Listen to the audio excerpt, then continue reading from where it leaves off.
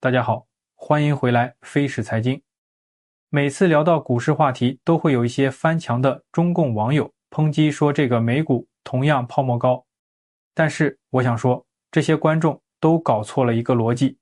A 股最让人诟病的不是泡沫高，每个国家的股市都有泡沫，而是另一个更刺痛人的真相。有人用股市当工具，套住普通股民，完成化债和控制民意的目的。先说两句事实，从8月底到9月初 ，A 股经历了一波疯狂上涨之后，从9月4日开始出现集体回调，多个主要指数单日下跌，板块和个股分化明显。与此同时，有权威媒体报道，监管层正在评估降温或限制投机的举措，以防市场过热和杠杆风险。这些客观变化，大家自己也能在盘面上看到。好，问题来了，泡沫本身并不可怕。很多国家，很多时候，市场都会出现估值偏离的阶段。真正恶心的是，当市场被当作政治和财政工具时，普通人承担了全部成本，而做出这些操作的人则用稳定去杠杆化险的名义，把风险和后果推给散户。比如说，当市场需要钱，政府可以通过引导资金，就是政策表态来制造行情；当需要降温或转移风险时，又可以通过行政手段干预，把价格往下挤。这套逻辑核心不是经济学的自发波动，而是一种有目的的调控。说白了，有人在玩市场的方向盘，而你只是后座的乘客。我们再把镜头拉近一点，为什么这样的操纵会更可恶？有3点原因。首先，第一点，违背公平。市场应该是价格发现的过程，但当信息和政策成为筹码，普通投资者永远处于信息劣势，被动承受后果。第二点，转嫁风险。当央行和大机构需要化债或稳增长时，往往会用资本市场做遮羞布，最后受伤的却是存量的散户资金。3. 制造从众与再膨胀堆叠。短期的政策推动能形成强烈的情绪繁荣，吸引更多零售资金入场，形成更危险的杠杆堆叠，下一次回调就更痛。我想说，这不是阴谋论，这是一种政策与市场互动下的常见逻辑。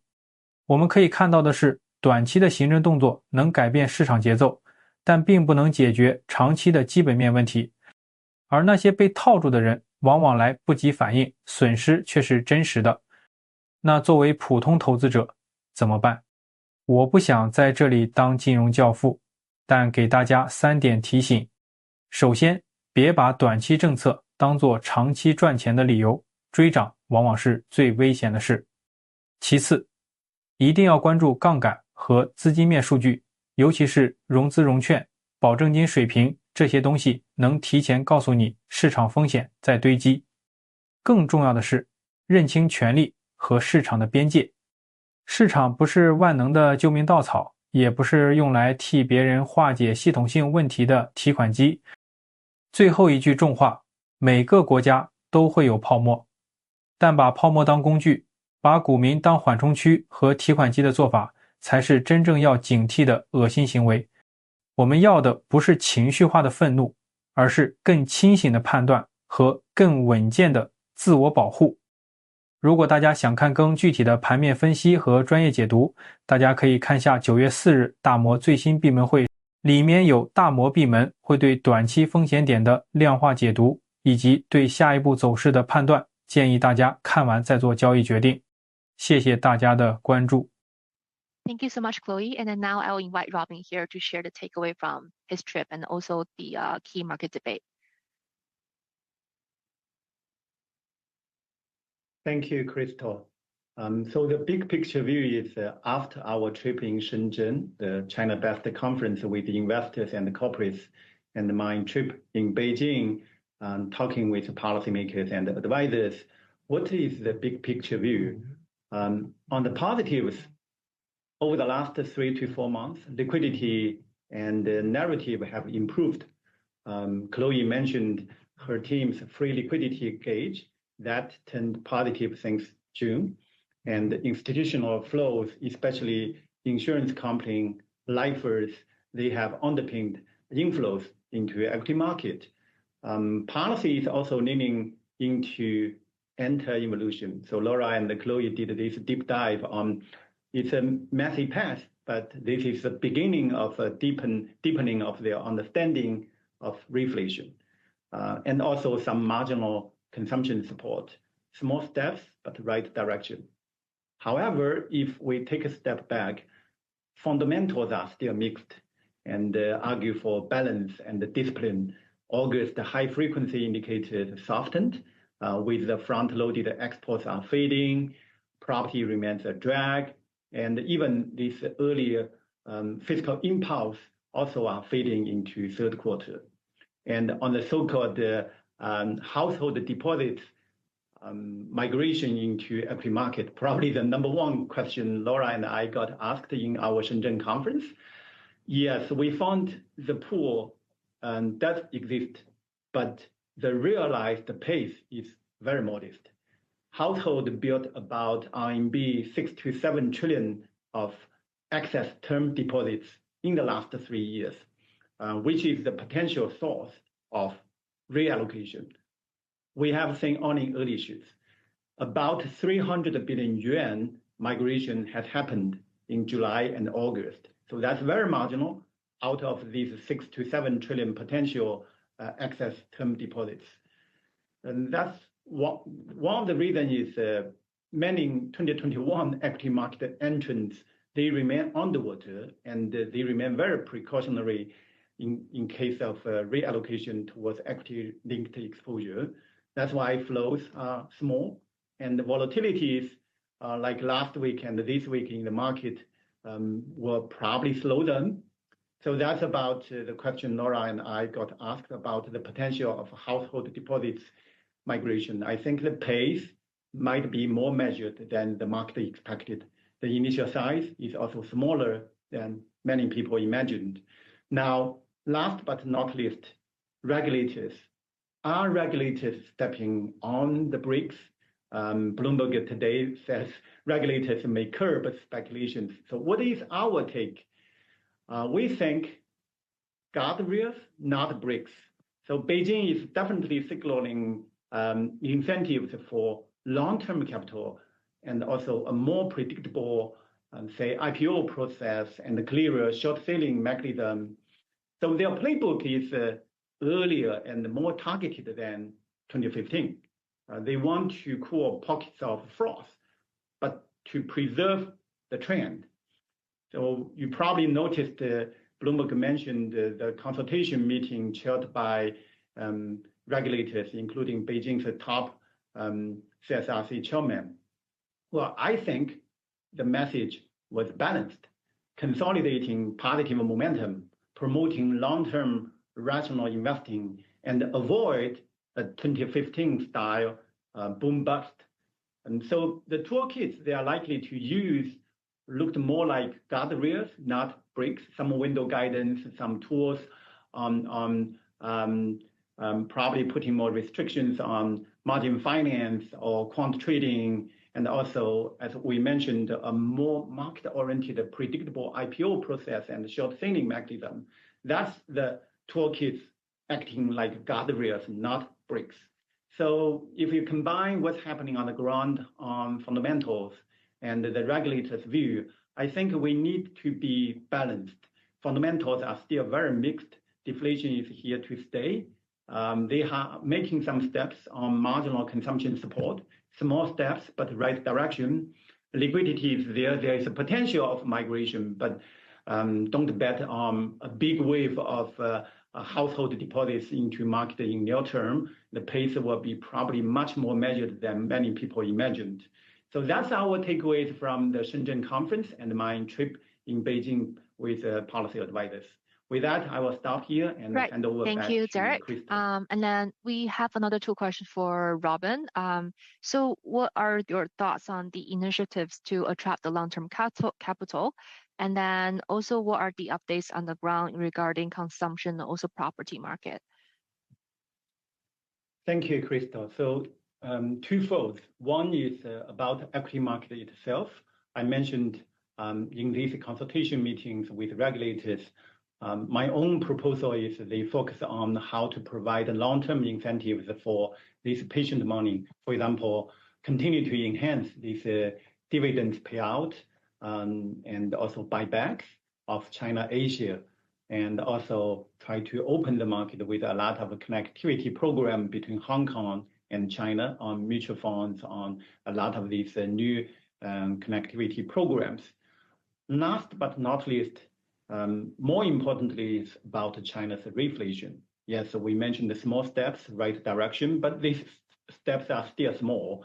Marginal consumption support, fertility support, consumer loan subsidy, these are not sufficient to reflate. They need a much bigger rebalance reform, and that's why I believe this bigger swing factor would be this structural reform to be announced by the 15th five-year plan, which will be released in the fourth plenum of the Party Congress in late October.